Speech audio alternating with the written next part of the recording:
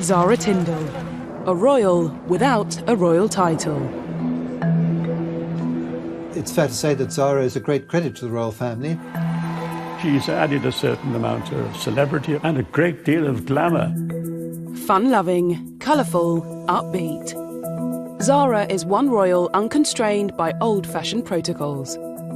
A member of the royal family gets a tongue ring? She certainly did do things that sparked controversy. Tonight, we reveal what's really made Zara the progressive royal she's become. And ask, how has her mother, Princess Anne, influenced her life? Zara has really looked to her mum as a way to live her own life. There is no pretense. There's nothing superficial about either of them. Did Anne manage to free her daughter from a life of royal restrictions? Anne would have just reminded Zara of her responsibilities, but at the same time, she allowed her to make her mistakes. And has Zara been given the life Anne always wanted to live? She has had a lot more freedom and a lot more opportunity than her mother ever did. Anne's vocation, her calling, her duty was always to be the Princess Royal. What's their relationship really like? I think there's a lot of similarities in character. And how has it endured? They give you lots of advice. Yeah, and criticism. It is a unique and very close and very strong relationship. From sporting achievements... Anne was the very first member of the royal family to compete in the Olympics. Zara was the very first member of the royal family to get a medal in the Olympics. To their modern-day love lives. I think Zara is very much like her mother in that she is a free spirit. She's had some quite colourful boyfriends in the past. The Princess Royal and her commoner daughter have far more in common than on first glance. This is the story of how these two women have defied and defined our royal family.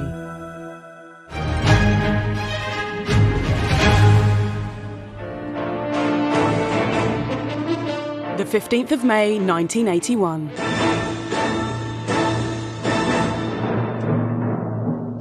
Princess Anne has a baby girl. Both are well. Zara's delivery was positive and quite urgent. I think she went into labour quite quickly with Zara. Good evening. Princess Anne tonight gave birth to a baby girl, a sister for Peter, who's now 3. And she's the Queen's first granddaughter. It's not yet known what the new baby will be called, but whatever her name, she'll be 6th in line to the throne. From the very outset, the Queen's first granddaughter was marked out for an untraditional royal life. Firstly, in her name. Zara is quite untraditional. It was an unusual choice for a royal name. Zara lives up to her name, which means bright as the dawn, and I think it was a very imaginative suggestion that came from Anne's favourite brother, Prince Charles. I suppose the very naming of Zara, with such an unusual and in many ways unroyal name, perhaps set the precedence for a remarkably unroyal life, which is what Zara's enjoyed when you look at it. Anne decided very early on that her children would not be public figures in the way that she was. The key to understanding everything that follows comes back to this. The decision by Princess Anne that her children would not inherit royal titles. No HRH for Peter and Zara. It's called dash. Dash. And you know the word you use when you're cross. Dash. It comes out frightfully well as a dog's name. Zara was the first royal granddaughter in 500 years to be born without a title. According to the 1917 letters patent, her children weren't eligible for a title because they're in the female line. So a monarch's daughter is a princess, but a monarch's granddaughter through the female line is not a princess. This could have been resolved if Zara's father had been given a title, but it seems Anne wasn't keen. When she was marrying Captain Mark Phillips, it was thought highly likely that the Queen would offer him an earldom. Looking ahead, have you been offered a peerage? No. Would you accept one if you were offered one? Well, that's a hypothetical question. I don't talk about it. So. It was Anne and at the time her husband, Captain Mark Phillips' decision not to take those titles. This was no small decision. Unlike her cousins, Beatrice and Eugenie, Zara would not be a princess. No curtsying, no honours, but crucially, much more freedom. The decisions meant that the children were going to be relieved of any kind of royal responsibility. Much more of Anne's life as a child was public than Zara's life as a child. Anne was very conscious that she wanted her kids to have a slightly more sheltered upbringing than she'd had. And if you speak to either Zara or Peter, they will also tell you that not having the burden of titles has enabled them to live ordinary lives. And although her background was privileged, living a lovely estate in the country, it's not as super privileged as living in palaces. Anne's next big decision gave Zara a life and freedom the Princess Royal could only have dreamt of for herself. While Anne's early schooling took place privately at Buckingham Palace, she was determined to ensure that Zara's early education was much more down to earth. It was a decision jointly made by Anne and Mark that they would send their children, first of all, to the local village primary school at Minchinhampton. Anne's choice of secondary school for Zara was also a surprise. Zara would be sent to Gordonston, a tough, demanding boarding school in Scotland, famed for its cross-country runs and cold showers, not a school associated with young princesses. The Gordonston choice is quite an interesting one, but I think that's probably because Princess Anne detected in both her children that they were very outgoing and sort of outward-bound sporting characters. A far cry from Anne's own experience.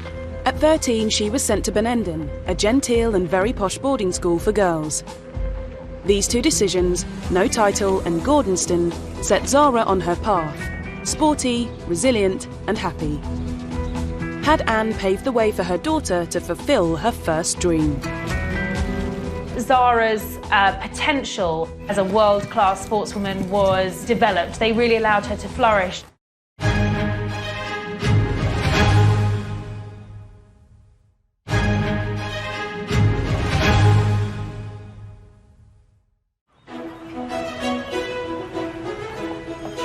When her daughter Zara was just 13 years old, Princess Anne sent her to Gordonston School, despite Anne's brother, Prince Charles, describing it as hell on earth.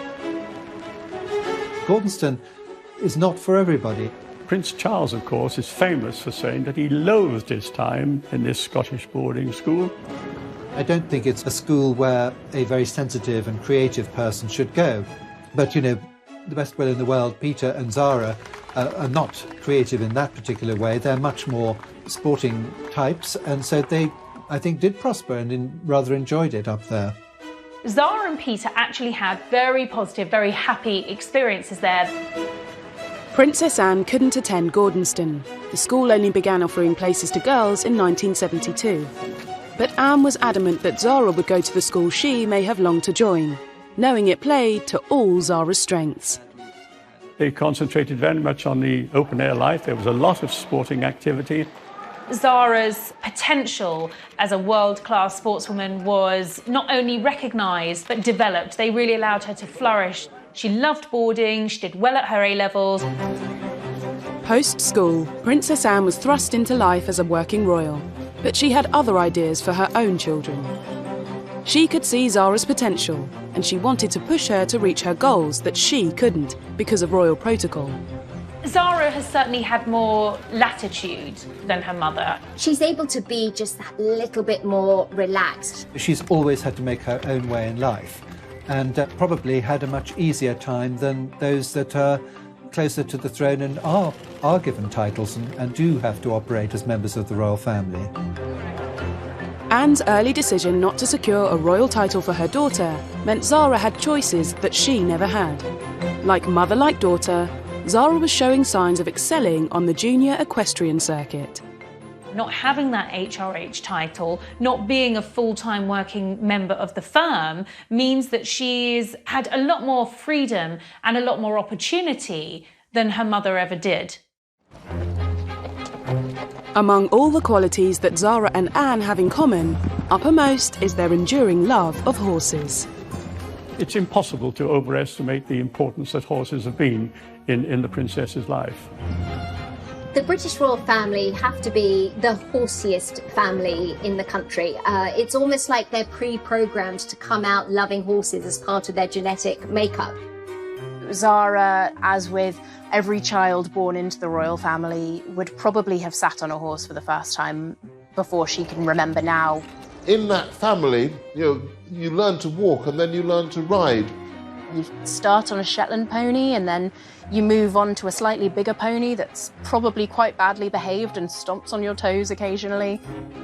Pony Club puts a huge emphasis on horsemanship. So it's not just can you ride well, it's can you look after your pony, can you do the dirty jobs. They'll be on the road every week, through the season. And it's quite simply a lot easier to get up and drive your horses to the events, ride them, finish and come home. For both Anne and Zara, these routines became second nature as horses developed into a professional passion and cemented their relationship with each other. I think for Anne and Zara, horses represent their freedom. Influenced by her mother's career, Zara would follow in Anne's footsteps. Eventing comprises of 3 disciplines: the dressage, the cross-country and the show jumping. It's easy to forget because equestrianism doesn't seem so big now. You don't see it on the telly all that much. But Anne was one of the leading and most famous sportswomen of her era. Even if she hadn't been a member of the royal family, it would have been an incredibly impressive trajectory. She became the European champion in 1971 and she was only 21 years old, which is still an age that's eligible for young rider classes. So in the grand scheme of things, incredibly young in this sport. And 2 very familiar faces were on hand to present the princess with her gold medal. In the clip of that moment, Prince Philip in particular is absolutely beaming. Clearly so incredibly proud. Those are occasions when the Queen is present, of course, but I'm sure she would think she's present as a mother. And it was a very special moment that the Queen was able to give the prize to her daughter. And it wasn't a special favour prize, her daughter had earned that prize. But Princess Anne's European triumph was followed by a frustrating run of bad luck. Her horse suffered a tendon injury, ruling her out of the Munich Olympics, and there was more frustration the following year. In 1973, when she was the defending European champion, she fell off at the second fence at the Kiev European Championships. Then you have the press, of course, speculating, well, was she just a flash in the pan when she became European champion? That pressure was brought to bear at the next European Championships in 1975. After doing a very good dressage test, the media speculated that Captain Mark Phillips had doped her horse before the test because they'd seen him give the horse a sugar lump. When the horse was drug tested, it was all clear, but she'd had to go through the whole competition knowing that everyone was watching her and thinking, are you cheating? Cinder received her gold medal. She finished in second place at the European Championships and took home the silver medal. She looks at that as being more of a significant accomplishment because at that point she'd had just about everything that can go wrong, and she'd learned to deal with it. In 1976, Anne became the first member of the royal family to represent Britain in Olympic Games. Riding Goodwill in the Montreal Olympics of 1976, and she said, "It's a unique example in equestrian history where the Queen had bred not only the horse but also the rider." With a European champion mother and an Olympic champion father, it was no surprise when Zara began to forge a fine equestrian career of her own. Zara, unlike her mother, had no conflicting royal responsibilities, so she was able to throw herself completely into her riding career.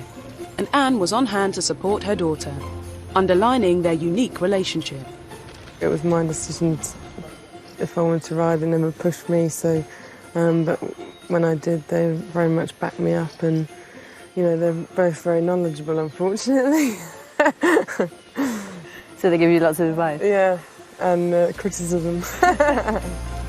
Zara may not have been pushed into equestrianism, but it was obvious that if she inherited her mother's ability, without the constraints of royalty, she could potentially go much further in the sport.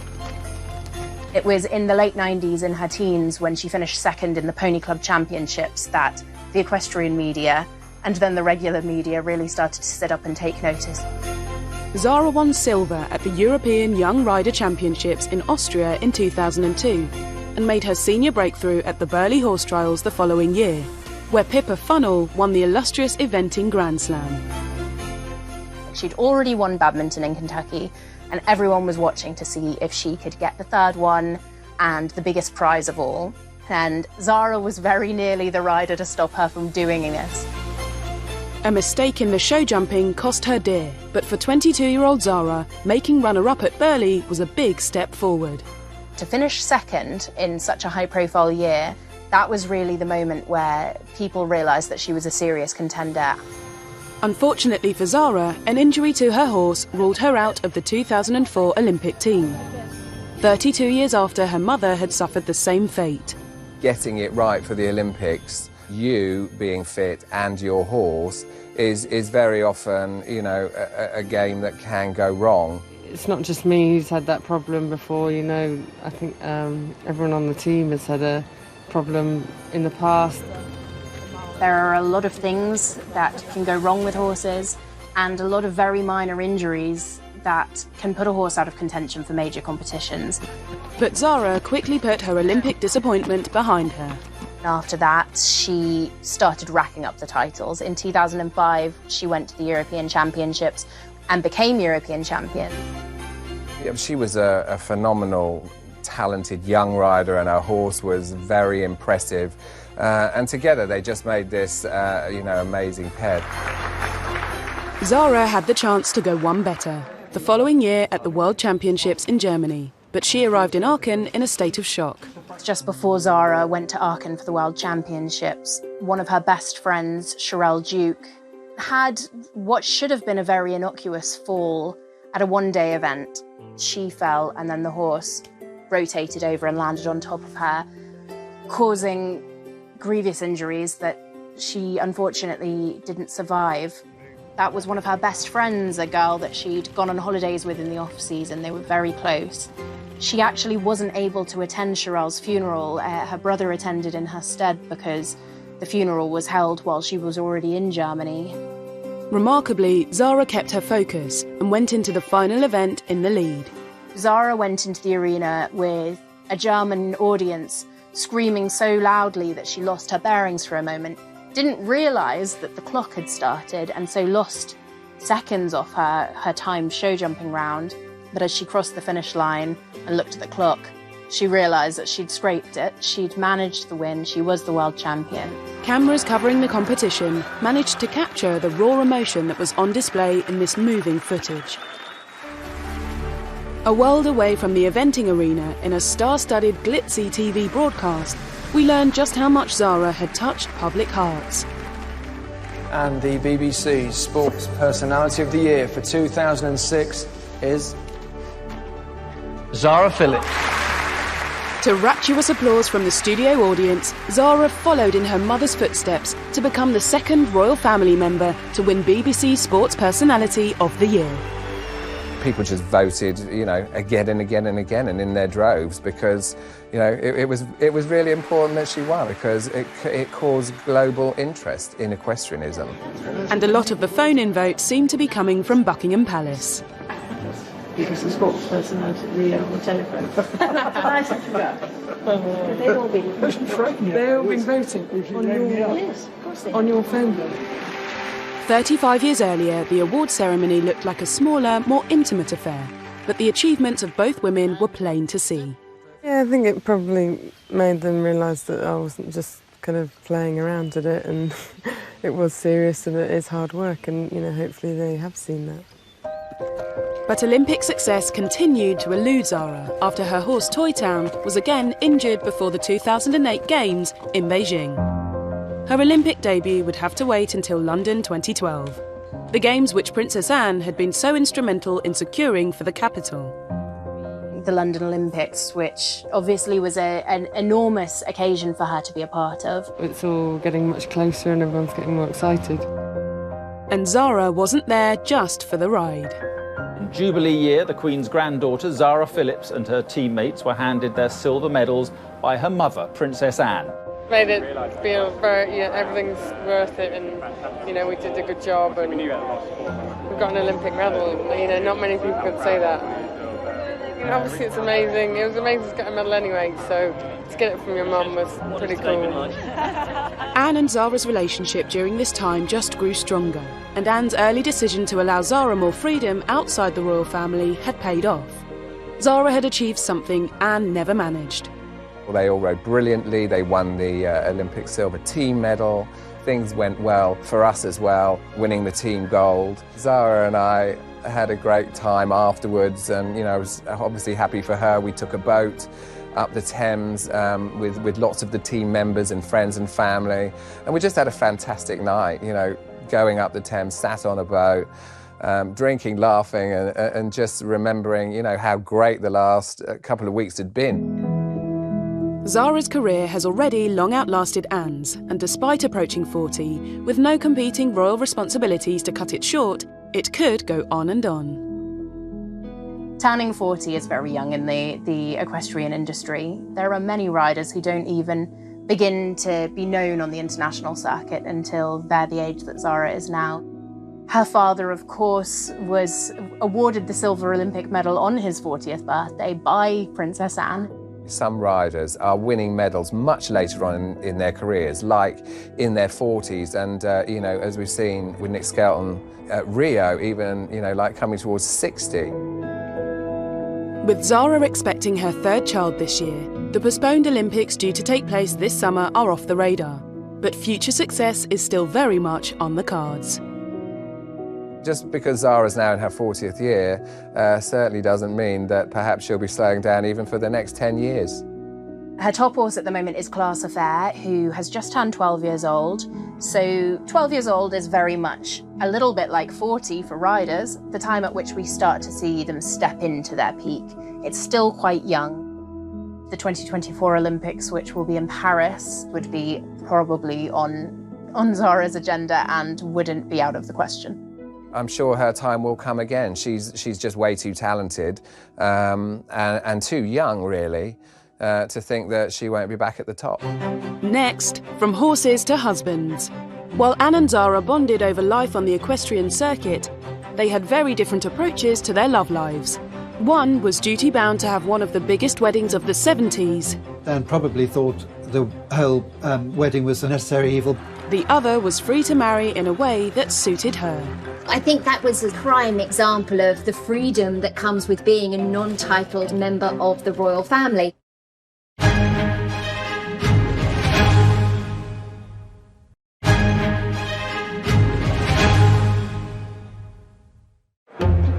Young and single, Zara entered adulthood, able to reap the benefits of freedom and the trust given to her by her mother. It was a stark contrast to Anne, who at her age was tied down by both royal duties and around-the-clock police protection. I think Zara had a lot of fun in her youth. Certainly she loved to party. Zara's brother Peter said she always liked being at the centre of anything fun and boisterous. Yes, her parents really encouraged her to lead a full and happy and successful civilian life, but unfortunately things didn't always go so smoothly. I think Zara is very much like her mother in that she is a free spirit, and she's had some quite colourful boyfriends in the past. I suppose her biggest romance was with a fellow jockey, Richard Johnson, and this was quite a tempestuous, quite a fiery relationship. Just like her mother, Zara liked her men to love horses.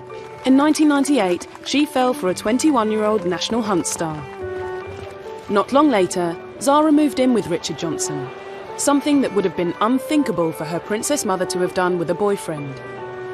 Zara had a reputation for being a bit of a royal rebel, doing things differently, not really caring what anyone thought about what she did. Zara was one of the first younger members of the royal family to be able to live with a significant other without being married.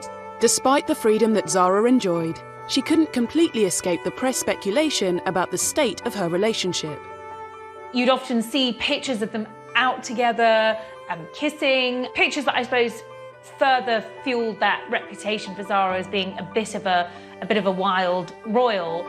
Because they were both sort of celebrities in their own right in terms of the sporting world, they attracted an awful lot of attention. He went to a public school, came from a family with a great deal of land, but, a very volatile character. And they also attracted attention because they tended to have very public spats, which is something as a member of the royal family you would avoid at all costs. And in January 2001, a row spilled over into the street. Royal rebel Zara Phillips is in trouble again after brawling with her boyfriend in public. Police were called to break up the fight between the Queen's granddaughter and her boyfriend, seen here on the right, jockey Richard Johnson. Neighbours heard a huge ruckus, and it turned out that Richard and Zara were having a huge blow. Richard was said to have pulled Zara from the car and knocked her to the floor. It was later said to be an overreaction. That's, of course, how things are always described, and Zara and Richard stayed together. But, of course, that meant that Zara was tabloid fodder for quite some time. One of the big problems the royal families had, which got much worse in recent years, is the way that the press treat them, because certainly if you go back to the beginning of the reign, everybody was very much more deferential and much more cautious. But that's all changed, of course. Anne may have tried to protect Zara from the scrutiny of being a full-time royal, but she could never protect her totally from scandal. Now, I'm sure she was read the Riot Act by her mother following that, because it ended up on the front pages of the newspapers. In turn, that reflects on the institution of monarchy. So Zara most definitely would have been reminded of who she is and who she represents by extension of being the Queen's granddaughter. But I think it really sort of shows Zara's tenacious side. But that Christmas, she and Richard were back in the spotlight again. This time for a controversial cuddle worth £125,000. Princess Anne's daughter, Zara Phillips, has been accused of being the latest royal to cash in on her status. Zara had a reputation in the press for being a bit of a rule breaker, and she certainly did do things that sparked controversy. One of those things was agreeing to do a deal with Hello magazine with Richard. This was the couple inviting the cameras into their Cotswold home. A cosy 13-page posed photo spread showed them lying together in each other's arms in front of the fire.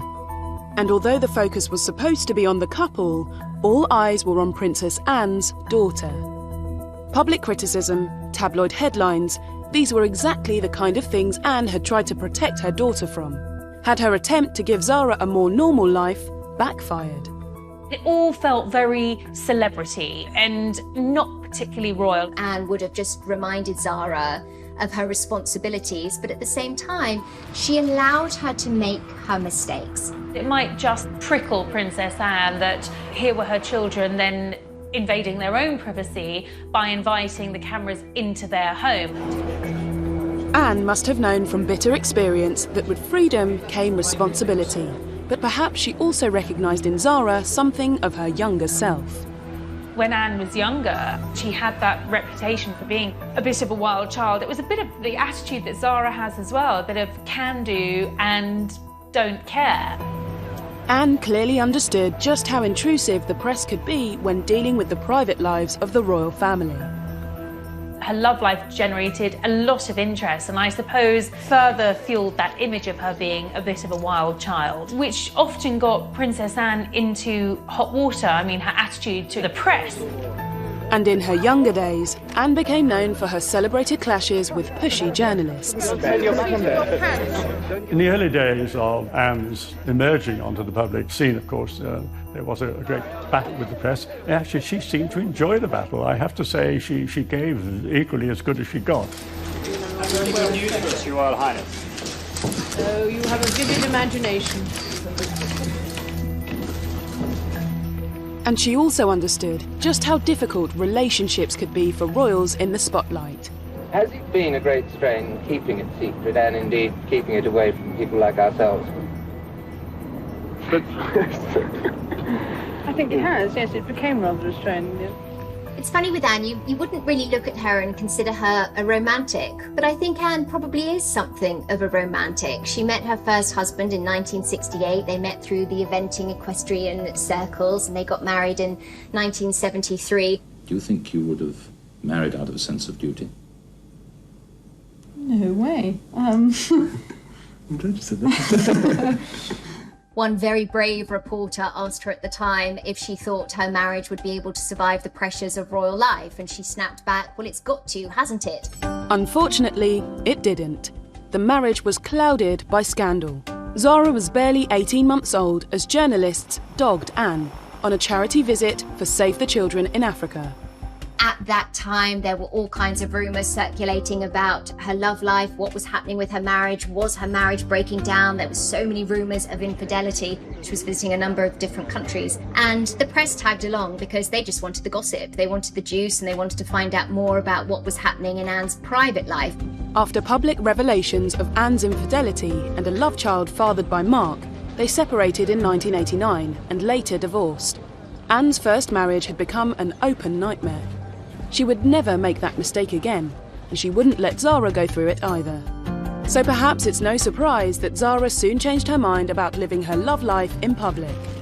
After 5 years of media publicity and her infamous hello spread, in 2003 her on and off relationship with Richard Johnson finally came to an end. Enter England rugby player Mike Tindall, a grammar schoolboy from Wakefield, Yorkshire. Zara met Mike Tindall when she was in Australia in the November of 2003 when England beat Australia in the World Cup. She met this hard-drinking, professional rugby-playing guy, and the chemistry between them was immediate. So they did exchange their private telephone numbers, and when they got back, he telephoned and asked her would she go out with him. Amazing to do that with a member of the royal family when you think about it, even one without a title. Mike and Zara's relationship unfolded very naturally, and they had a beautiful foundation as friends first, and I think that is what served them so well. By April 2004, Mike and Zara were an item, and Zara introduced him to the family. There was no wealth, title, or a horse in sight.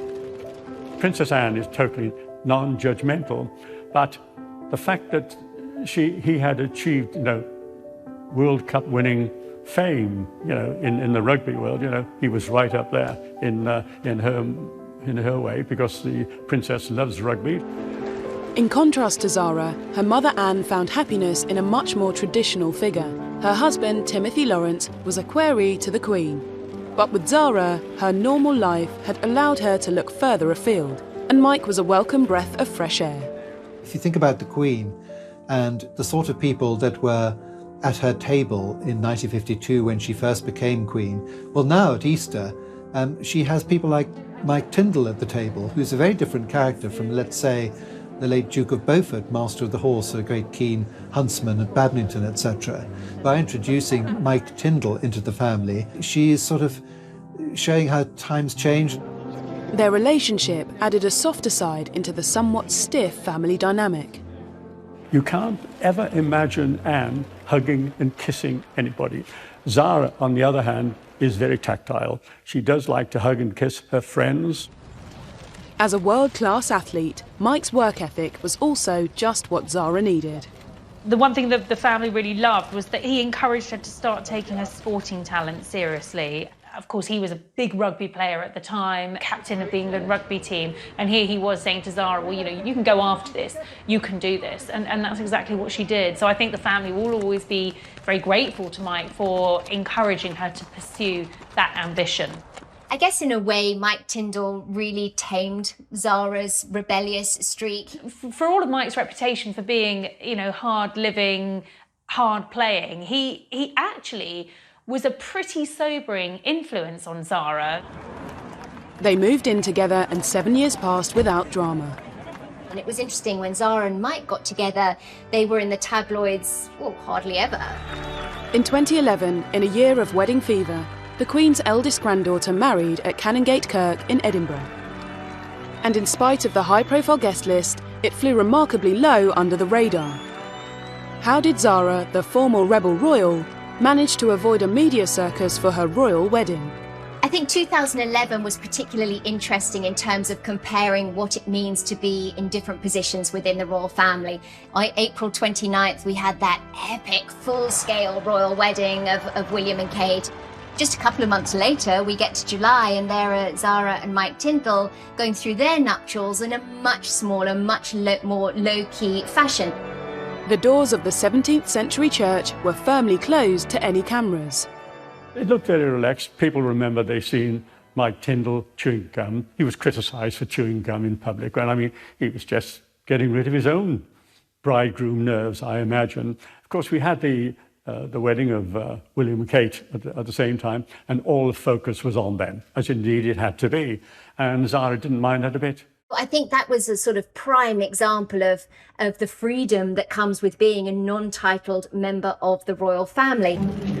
They invited 400 wedding guests, modest compared to the party of Prince William, which numbered nearly 2,000. Zara's wedding would have been something that she herself, obviously with Mike Tyndall, they chose it, and didn't have to fit into any particular royal category, unlike Princess Anne, who obviously had one of the really full royal weddings to Mark Phillips, with carriage processions and Westminster Abbey and everything. She didn't need the guest list of state dignitaries and other members of other royal families. She was able to have her and Mike's friends. It felt very much like a family wedding, but one with plenty of nods to tradition. They were able to keep things really, really personal. But back in 1973, a 23-year-old Princess Anne was forced to have a very different big day. That was anything but personal. It was, of course, a state occasion, and everyone, the whole world and his wife were watching. 500 million were watching on TV. As the only daughter of the Queen, and her first child to marry as a princess, Anne had no choice but to give the public what they wanted. I suspect that Princess Anne probably thought the whole wedding was, as it were, a necessary evil. Would she have preferred a much smaller wedding? Yes, I think so. It's quite something to have to share that with the rest of the world. So when Anne married for a second time to Timothy Lawrence in December 1992, it was attended by only 30 people. The wedding was held at Crathy Church, which is near the Balmoral estate. It's where the royal family chooses to worship when they're in residence at Balmoral. And, just like her daughter Zara's wedding, no cameras were allowed inside the church.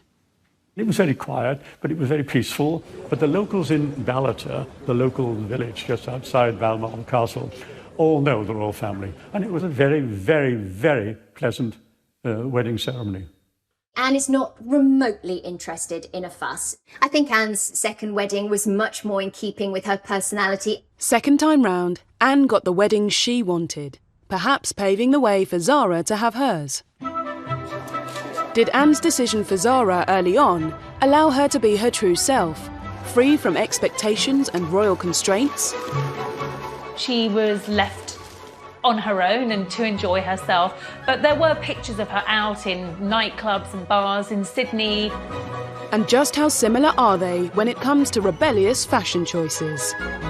She was the first member of the royal family to wear a miniskirt. Princess Anne was born into her royal role, but it was never something she wanted for her daughter.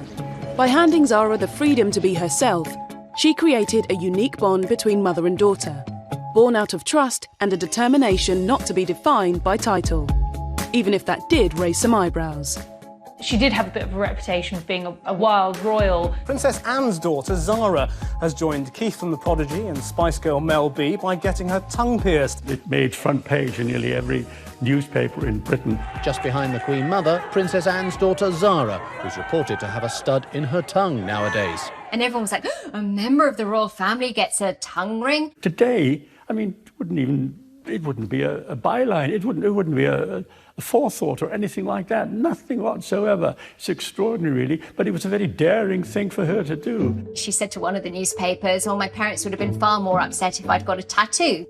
She made the decision to take a gap year. So she spent several months in New Zealand and Australia. For the most part, she was left on her own and to enjoy herself. But there were pictures of her out in nightclubs and bars in Sydney. Apparently she was bungee jumping in New Zealand. So I think she was doing what most kids do when they leave school, going off and having a bit of a wild time. Anne, too, was considered rebellious in her younger days, but her actions now seem tame. In allowing Zara extra freedoms, was she giving her daughter a life she'd always wanted for herself? Anne was very much labelled a free spirit, a bit of a wayward royal, certainly by the press. People were stunned when footage emerged when Princess Anne was only 19 and she was filmed driving a 52-ton Chieftain tank across rugged terrain. With her recent visit to a North Sea gas rig, the first member of the fair sex ever to be allowed on board one, the princess must be getting used to setting precedents. She's obviously willing to try her hand at anything that comes her way. Now, that didn't make her a royal rebel, but it certainly made her a woman who knew what she wanted to do in life. Zara Phillips has shown the same level of determination in terms of she won't be told, no, I can't do something. Some of Anne's early antics may have been daring, but she paved the way for her daughter to blaze a far more daring trail, especially for a royal. Shortly after returning from her travels in 2000, she was reported to have hosted an Anne Summers party at Gatcombe Park. Perhaps not wanting to conform the way people might expect her to as a member of the royal family, but nonetheless having plenty of fun. She was pushing the boundaries for a young member of the royal family in those days. Not that Anne didn't push boundaries in some ways herself. Her dress sense as a younger woman was viewed as bold. She was the first member of the royal family to wear a miniskirt, which was frowned on by a lot of other people outside the royal family, but not from anybody inside, of course. That was definite trend setting. And in 2003, 22-year-old Zara could be similarly daring on a visit to Royal Ascot, because unlike her mother, she wasn't a princess. So Zara was quite bold and brave in her fashion statements. She had an off-the-shoulder dress with a sort of, I think it was slightly off the shoulder, but the thing that caught the attention was there's a split right up to her thigh. In the late 90s or early noughties, the fashions could be quite naughty. She'll try stuff, and like every woman, she gets it right and she gets it wrong, and she should definitely be allowed that. Back in the early 70s, Zara's mother was similarly experimental. If you looked at the sort of fashion she was popping out at the time, bright canary shift dresses, bold prints in the 70s, big colours, statement hats. But Anne's fashion sense has become more conservative with age, in part down to the requirements of her royal role, something Zara hasn't had to contend with.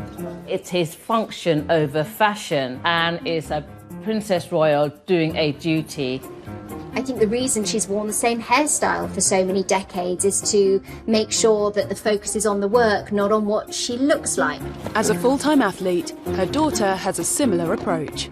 Zara's role, Zara's job is as a hard-working, top-of-her-game equestrian. That's her duty, that's her priority. And then there's a casual Zara. If she had a choice of what to wear, I think she'd grab her jeans and be very, very happy.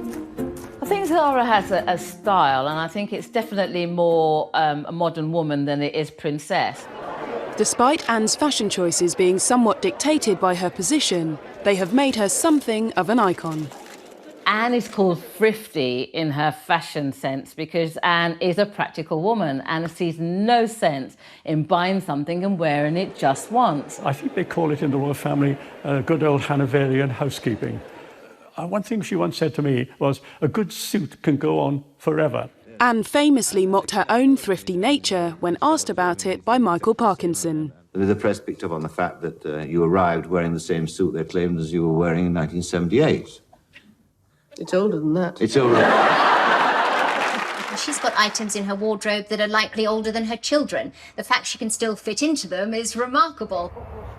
If only I could get into things that I bought 30 years ago, and the fact that she still looks good in them, I think sends a really great message. She's a great champion for sustainable fashion. With more than 500 royal engagements a year in her diary, Anne's fashion choices have become her uniform for carrying out a role she was born to do. Her vocation, her calling, her duty was always to be the Princess Royal. It is a life of service. It's something which she has always accepted. Princess Anne has inherited from her parents this profound sense of duty, absolute sense of duty, and indeed her dedication to public life overrides everything. Zara equally has, in a much quieter way, if you like, in a much less public way. She is just as devoted to the Queen. While Anne liberated her from a life of full-time royal duty, there are still some occasions when Zara will put in an appearance. Who exactly is a member of the royal family? And there are two ways of looking at that. There is a very clear-cut list of who the members of the royal family are.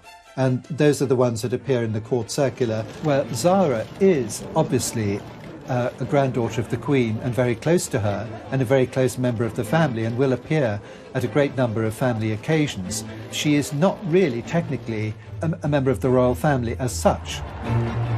Appearances, on the balcony, trooping the colour. Of course, there's the Christmas Day walk to church, there's the Easter walk to church. You will occasionally see Zara doing the odd duty, like perhaps handing out a cup at Cheltenham. She may not be an official royal, but Zara is clearly at the very heart of the younger Windsor family. William and Harry, the closest cousins that Zara has got within the royal family, lost their mother at that comparatively early age, back in 1997. Zara seemed to grow even closer to them.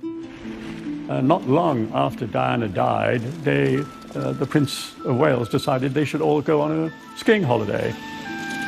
In January 1998, the world's press descended on Klosters, Germany, for a photo call. Zara would try to trip them both up, and she'd throw snowballs, and they'd have a wrestle in the snow. She was there to take the focus off them, take the pressure off. They used to hate those photo calls, but with Zara, everything is more fun because she's so gregarious. She's great to have around because of her positive energy and her zest for life. She was a huge help, an enormous help to those two. And William in particular, I think, has always had a huge, huge affection for Zara. William is quite serious by nature. He's actually quite shy. Zara is sort of the comedy cousin that you can turn to, where she takes the pressure off of everything. And so that friendship is so authentic. There are dozens of photos of William and Zara together over the years, laughing, joking. There's one time where Prince William was holding an umbrella over Zara. He was protecting her from the rain. I think he feels very protective towards her, and she feels equally protective of him. And Zara has continued to support the family, especially William, from the sidelines. For William in particular, trust is everything. So when you've got a cousin who understands what it is to be a member of the royal family, but they don't have the same pressures associated to it, they can be a tower of strength and support. In October 2013, William made Zara godparent to George, his first son and future king. It's Zara's total loyalty and dedication to her family that has made her such an asset to the cousins that have had to endure the negative side of royal life. She may not have a title because of her mother's early decision, but Zara has an integral role with those closest to the future of the crown. But what about her own children? Has Zara's freedom from royal expectations allowed her to discuss things that others might not? The loss of their baby was certainly one of the most personal things that Zara has ever spoken about. It's unusual for a royal to open up the way that she did. Even as a new mother, Anne was required to travel the world as a princess and leave Zara and her brother behind with a nanny. Zara's comparatively normal life means her own children do not have to compete with royal duties. I suppose Mia and Lena Tyndall have really got that full-time hands-on parental experience that Zara and Peter weren't able to have, and Princess Anne certainly didn't have. Again, expectations change, generations change, but this is another one of the major pluses that comes with the freedom of being a non-titled member of the royal family. I think she's been very modern in her approach to parenting. Zara was encouraged and supported by a progressive mother. But she's chosen to take it one step further, opening up about her personal struggles with motherhood. She shared the news of her miscarriage, which will have been devastating. Charities have welcomed the Queen's granddaughter, Zara Tyndall, who's revealed she had a second miscarriage before having her second daughter last month. She previously had a miscarriage in 2016. And in an interview with the Sunday Times, she said, You need to go through a period where you don't talk about it because it's too raw. Speaking of the first miscarriage, she added, for me, the worst bit was that we had to tell everyone knew. Her honesty on an emotive subject like miscarriage showed a personal approach from the famously stoic family. It's unusual for a royal to open up the way that she did. She did it because she felt that it was important. She wanted to talk about miscarriage, and I suppose in doing so try and break down some of the stigma around the subject. She was able to really speak to a broad cross-section of society, and I think people really admired her bravery in that moment. She will open up. She's opened up about quite personal and private matters in a way that, Anne would never do. There were different expectations for Anne when she was both a mother and a representative of monarchy. But she still had a strong influence on Zara's parenting today. Actually, she's probably looked not too far from how she was raised in terms of using that as a template. Zara returned to the Gatcombe estate in Gloucestershire to bring up her children, where she grew up out of the spotlight. But it also brought her nearer to her mother and is a sign of the closeness of their relationship. I think what's really lovely is that both Zara and Peter have stayed very close to home. They both live on the estate with their mother, and Princess Anne spends a lot of time with them. Weekends are spent taking the children for pony rides and long walks around. Gatcombe actually has a running farm on it as well. She's a good mother, and she's actually a very affectionate grandmother, which I think surprises quite a number of people. Anne's affection for Zara, and now Zara's children, has always defined their relationship. It's a unique mother and daughter bond that has existed since she was born. When Zara was born, I could see Princess Anne was absolutely besotted. And I was surprised. And she really was besotted with this dear little baby girl in this way. And I've always felt that she was so affectionate towards Zara. And the way they seem to react with each other, certainly in public, is not a mummy and daddy, mummy and child sort of thing. It really is more like sisters in that way. So it is a unique and very close and very strong relationship. I've never heard that Princess Anne and Zara didn't get on well together. I think they've always had lots of mutual interest and great respect for each other. Anne has always shared a uniquely close relationship with her mother too. I think the Queen views Anne as someone she can totally depend on. There is so much trust and loyalty that exists between them. In 1982, after Michael Fagan broke into her bedroom in Buckingham Palace, it was Anne that the Queen looked to for comfort. To find this man sitting bleeding from his cut thumb on her bed, she must have been distressed. When it was all over, the first person she spoke to was Princess Anne. It was mother to daughter, woman to woman. The Queen, Anne, and now Zara are part of a line of strong royal women, mothers and daughters bound not only by duty but by love. These Windsor women are very, very close. It's a very, very powerful matriarchy. The women have been the key to the success of the institution, the key to the way that it reinvents itself. Together, the combination of Anne and Zara has become a force to be reckoned with, breathing life into the firm for the years ahead. They are both very determined, very ambitious women. They both cut their own path in life. Princess Anne was very much a trailblazer in many, many ways. She has a lot of firsts to her name. And although Anne turned 70 last year, she continues to build on what she's achieved for her family. We know that there's longevity in the royal family, and Anne shows no sign of slowing down. She's still in lockdown years she slowed down a bit, but until then, still 400 to 500 engagements a year. Everybody who gets her are absolutely thrilled to have her because she's hugely supportive. Zara has shown us how the royals have evolved and how being liberated from any official role can lead to the modern royal. I think it's probably inevitable that in years to come, we are not going to see a royal family as we have today. So I think it's important in the royal family, whether you have a title or not, that you have a constructive role. Princess Anne and her influence led Zara to live a much freer life, and perhaps a life that Anne would have preferred for herself. Zara is an absolutely perfect example of a non-working member of the royal family who gives back to the community, who is present for her family, and yet she's also proven herself on her own merits. She's worked really hard. She hasn't expected any kind of handouts. She's added a certain amount of celebrity, of course, and a great deal of glamour. But having lived a life without a title, she's also struck a balance between relatability and royalty. Being a member of the royal family, having a private life, but also using her position for good. And it's not easy to achieve. Anne broke the mould to give her daughter freedom to push the boundaries in every aspect of her life. One thing that's always struck me about the similarity between mother and daughter, Anne and Zara, is their independence of spirit. And together, mother and daughter have shown you can merge duty, lineage and ambition to do what you want.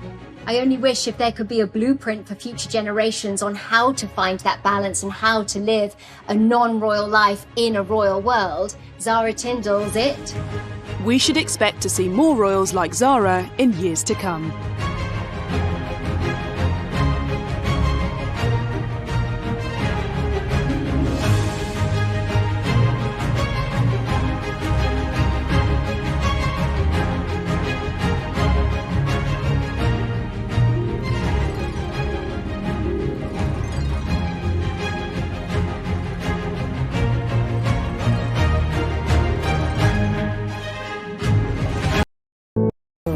They give you lots of advice? Yeah, and criticism. It is a unique and very close and very strong relationship. From sporting achievements, Anne was the very first member of the royal family to compete in the Olympics. Zara was the very first member of the royal family to get a medal in the Olympics. to their modern-day love lives. I think Zara is very much like her mother in that she is a free spirit. She's had some quite colourful boyfriends in the past. The Princess Royal and her commoner daughter have far more in common than on first glance. This is the story of how these two women have defied and defined our royal family.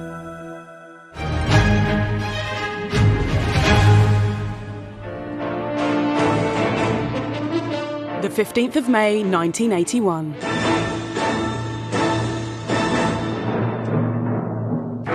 Princess Anne has a baby girl. Both are well. Zara's delivery was positive and quite urgent. I think she went into labour quite quickly with Zara. Good evening. Princess Anne tonight gave birth to a baby girl, a sister for Peter, who's now 3.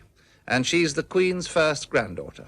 It's not yet known what the new baby will be called, but whatever her name, she'll be 6th in line to the throne.